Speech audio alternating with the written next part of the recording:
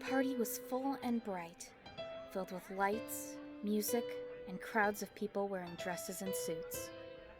Chandeliers shining, and people talking and dancing. I didn't belong with these people. The prism around my neck received glares and stares from them. I held them close, though I also held disdain for them, for the shame others felt while seeing them.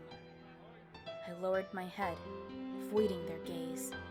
A voice whispered to me, coiling around my throat and hissing in my ears like a snake. You'll never be one of here, and you never will.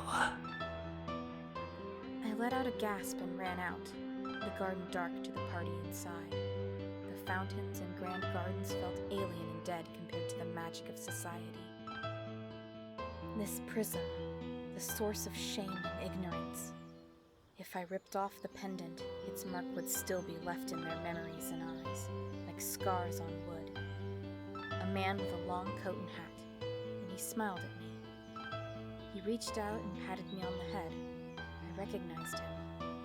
But what I recognized most was the prism dangling from a necklace, glimmering.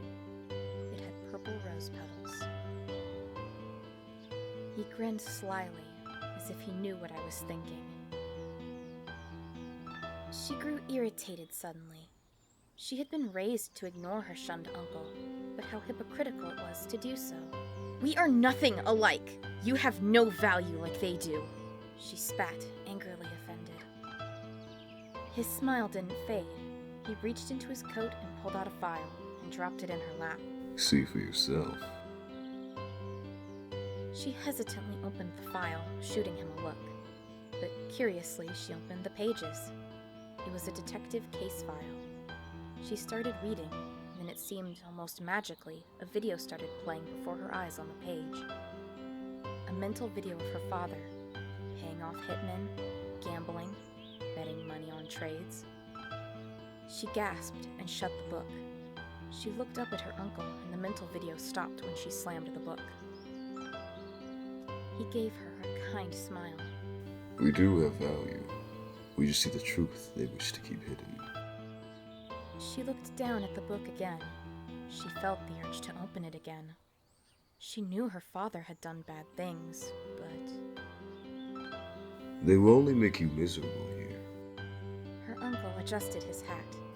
I can teach you how to use your unknown powers. If you stay here, you will only see the sins they wish to bury. And eventually their sins will bury you. He reached out his hand and gave her a kind smile.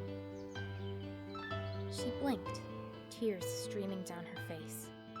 She looked up at him one more time.